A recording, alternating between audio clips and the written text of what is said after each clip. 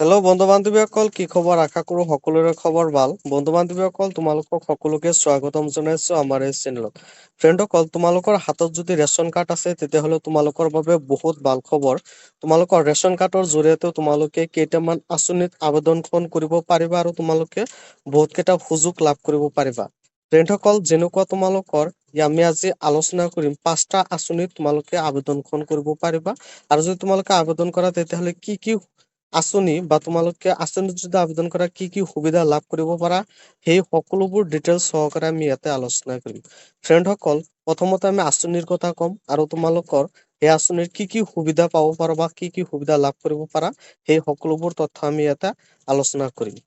তো ফ্ৰেণ্ডসকল, আমি ভিডিঅ'টো আৰম্ভ কৰো। ভিডিঅ'টো আৰম্ভ কৰাৰ আগতে তোমালোকক এটা কথা কৈ থৈ যাওঁ, তোমালোকে যদি আমাৰ চেনেলত নতুনকৈ আহিছা তেতিয়াহ'লে আমাৰ চেনেলটো ছাবস্ক্ৰাইব কৰি দিবা আৰু যদি তোমালোকৰ ভিডিঅ'টো ভাল লাগে তেতিয়াহ'লে এটা লাইক কৰি দিবা।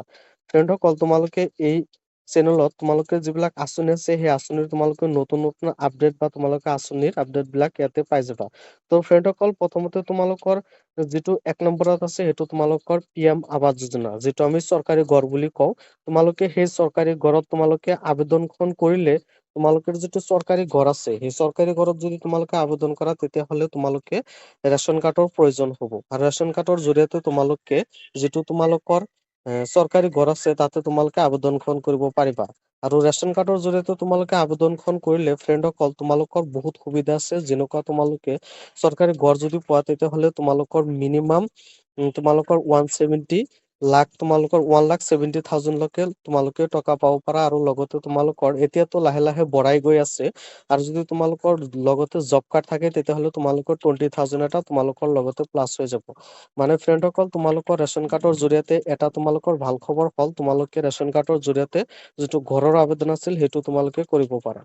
তাৰপিছত ফ্ৰেণ্ডসকল, তোমালোকৰ 2 নম্বৰত আছে চৰকাৰী লেট্ৰিন, যিটো তোমালোকৰ চৰকাৰী শৌচালয় বুলি জনা তোমালোকে, যিটো চৰকাৰী লেট্ৰিন আমি সকলোৱে জানো। তাতে যদি তুমি আবেদন কৰিবলৈ বিচাৰা বা তাতে যদি তুমি আবেদন কৰা তেতিয়াহ'লে তোমালোকে ৰেচন কাৰ্ডৰ জৰিয়তে তোমালোকে আবেদনখন কৰিব পাৰিবা। আৰু আবেদন কৰাৰ লগে লগে তোমালোকে চিলেকশ্যন হৈ গ'লে তোমালোকে যিটো তোমালোকৰ 18,000 নাইবা তোমালোকৰ 12,000 টকা আছে সেইটো তোমালোকৰ একাউণ্টত সোমাই যাব। কিন্তু এইটো যদি আবেদন কৰা তেতিয়াহ'লে তোমালোকৰ ৰেচন কাৰ্ডটো বাধ্যতামূলক, মানে তোমালোকৰ ৰেচন কাৰ্ডটো লাগিবই।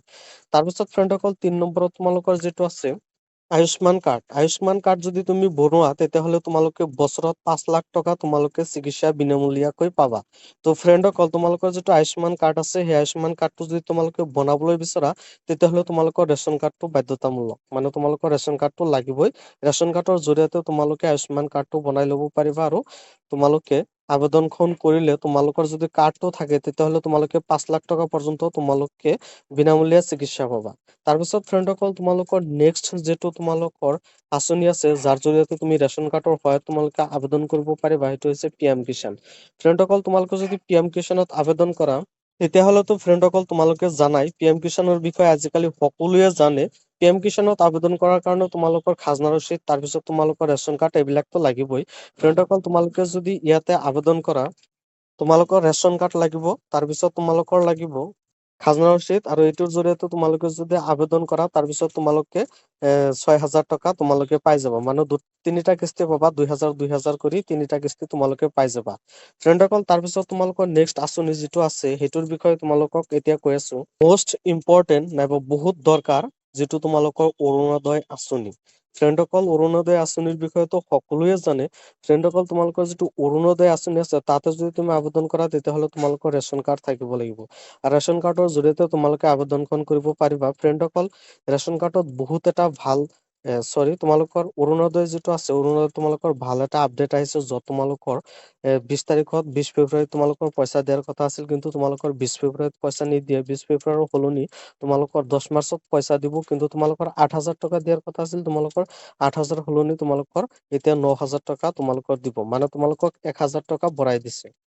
তো ফ্ৰেণ্ডসকল, তোমালোকৰ বাবে গুড নিউজ আছিল, ভাল আছিল। তোমালোকে ৰেচন কাৰ্ডৰ জৰিয়তে কি কি আঁচনিত তোমালোকে আবেদনখন কৰিব পাৰিবা মই তোমালোকক ভালকৈ বুজাই দিলো।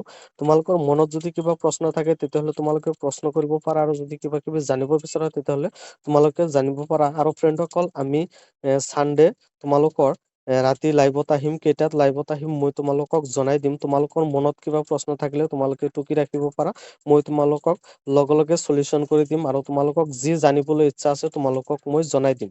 তো ফ্ৰেণ্ডসকল, আজিৰ ভিডিঅ' এইখিনিলৈকে আছিল। পৰৱৰ্তী ভিডিঅ'ত আমি নেক্সট আপডেট বা নেক্সট আঁচনি লৈ তোমালোকক সাজু হৈ থাকিম।